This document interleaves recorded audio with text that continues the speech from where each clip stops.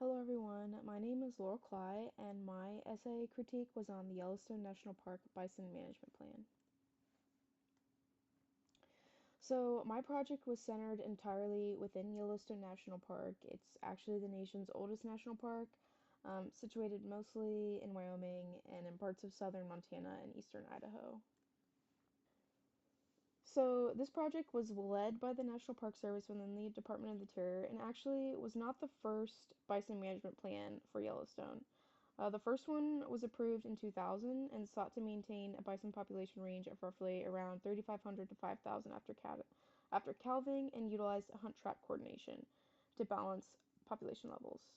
The second plan was drawn up kind of in response to increasing population and new scientific information available on transmission rates of brucellosis bacteria, which, for those of you who don't know, it's a bacteria often found in bison, cattle, elk, and other livestock, which can lead to spontaneous abortions, infertility, and reduced milk production, as well as having the capacity to transmit to humans.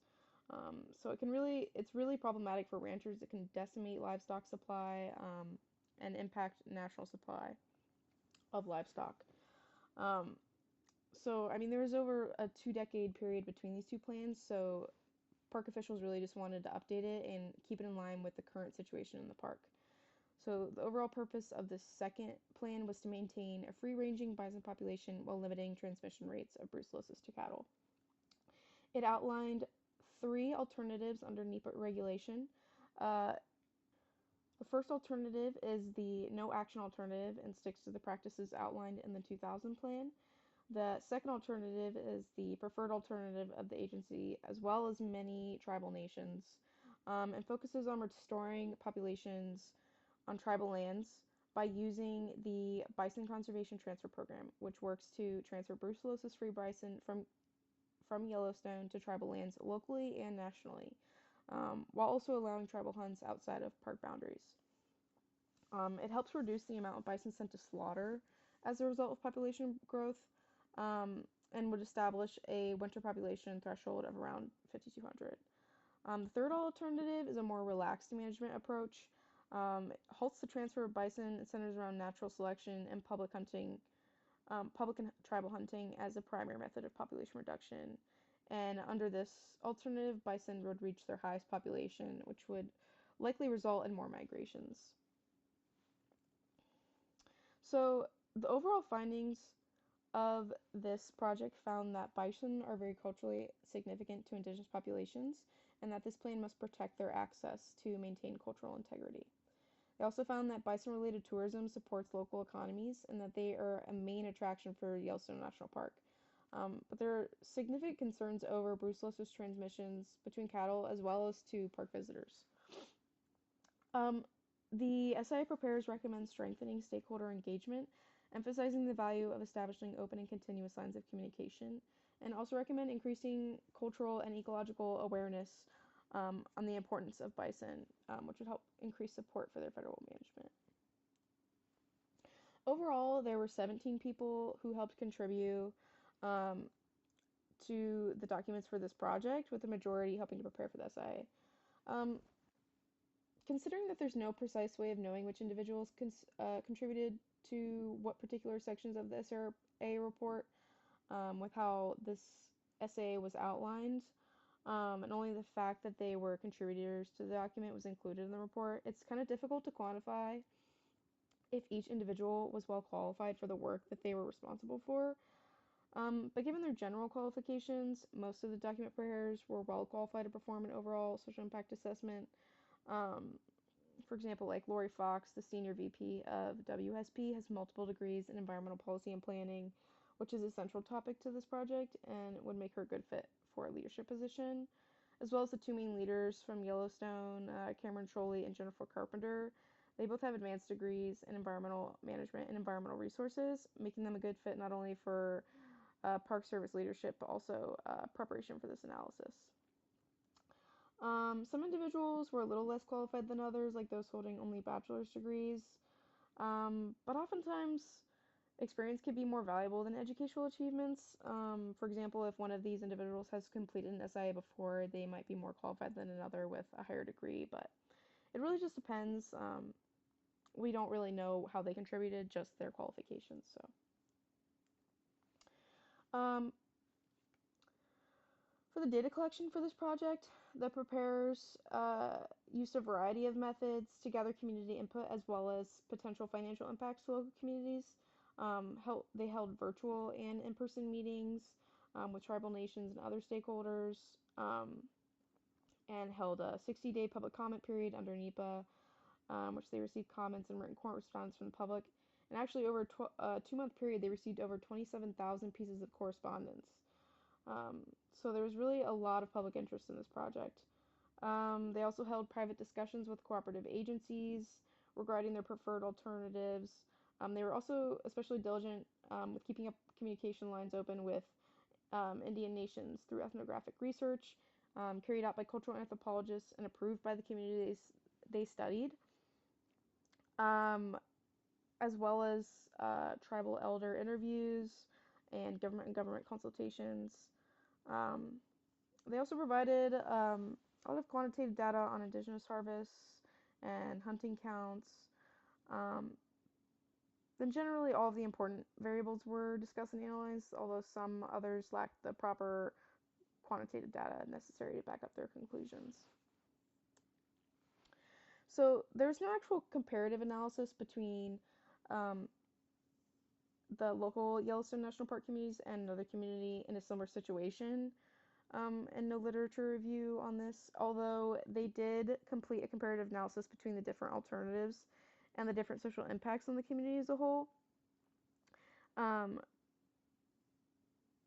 and in the end, they found that alternative 2 was the best compromise between ensuring that tribes could continue bison harvests while also ensuring that brucellosis transmission rates were at a minimum.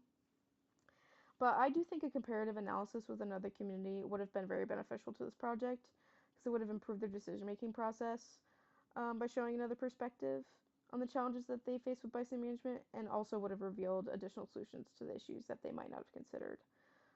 Here in this map on the right, we can see all of the tribal nations with ancestral connections to the Yellowstone National Park lands, which really gives you an idea on the importance of protecting their traditions with the bison harvest and kind of the scope of concern for this project and how many communities are affected by the outcome of this plan. So the public participation process for this project was pretty thorough in my opinion. They held multiple public scoping meetings and numerous consultations. And I think allowing for multiple opportunities for the public to give their input is really beneficial to this process as it allows them to include questions that they might not have had off the bat. Um, and also, I do think the format for this program lacked a comprehensive approach that would have reached more people. There's no notion if the meetings were held in any language other than English, and I think translational services offered for the documents and the meetings would have been beneficial. Um, as well as they could have had less of a reliance upon digital submissions of comments, which requires a certain level of digital literacy that many community members may not have possessed. I also think they would have benefited from community workshops, which would have helped foster a greater collaboration with the locals and uncover potential solutions or alternatives to the problem. Also, interestingly, there was no budgetary information included um, for this project. We can kind of see it on the bottom right hand here. Commenters had concerns that there was no cost data provided, even though some management approaches were rejected due to their cost. And kind of in response to this, the National Park Service said that because new facilities were being built, that they didn't need to include that information, which I think is kind of a peculiar response. I think this project would have greatly benefited from increased transparency in this area, but the entire project and all the documents were funded through the National Park Service and through the Department of Interior. The SIA outlined existing and potential impacts separately for each alternative offered, which allows for different perspectives on the same impact. As a result, this project covers a smaller amount of impacts in more detail than might be seen from a report with just one impact section. They outlined 4 overall areas: American Indian tribes and ethnographic resources, human health and safety, socioeconomics, and visitor use and experience. This report really thoroughly covered past history of brucellosis transmissions as well as the historical context for bison importance to indigenous tribes. Um, they even analyzed changes to impacts as a result of climate change for each area, which I think was really interesting and a lot of projects could benefit from. It was very clear that positive qualitative impacts to indigenous communities was given importance over other negative impacts like economic impacts to ranching herds or ranchers and public safety.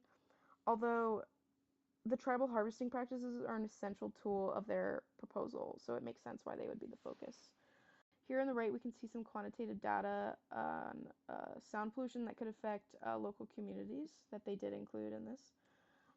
Here's another example of quantitative data that we saw. We can see the number of bison in the park over the years has increased, which increases the degree of impact to human populations as a result. So the SIA carried out, but the preparers did not outline any new mitigation strategies for potential alternatives, but they did outline pre-existing mitigation measures like the BCTP, as well as continued coordination with local partners to maximize bison holdings, and an adaptive management plan, which is a method that allows agencies and Indian tribes to have an informed decision-making process that requires the NPS to notify the IMBP, which is a native coalition, of any changes to bison thresholds, which helps them prepare for any impacts to their practices. These are centered around cultural impacts to local indigenous tribes and aims to protect their connections to the land. Um, on the right, we can see examples of conservation efforts that reduced the number of livestock grazings adjacent to the park and provided corridors for migration of bison between the park and Custer-Gallatin National Forest, which we can see in the green. So utilizing practices that don't prohibit bison movement is crucial.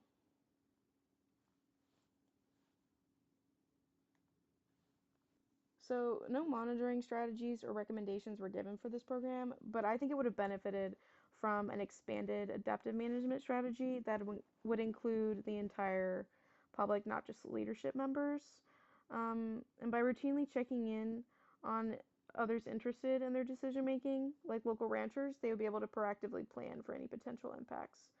Um, Another beneficial aspect of the strategy would be to create a platform where the stakeholders can report bison-related incidents or brucellosis sightings, um, and it would help to prepare park officials for unforeseen impacts to the community and kind of fill in gaps to their approach.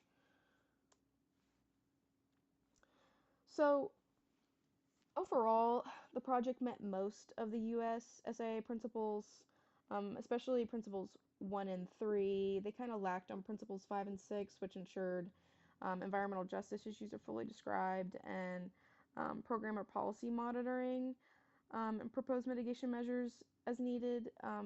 As I mentioned before, there was no monitoring strategy in place and mitigation was all pre-existing, so those are some areas for improvement for this project, but they did really well on their public involvement process, especially with marginalized communities.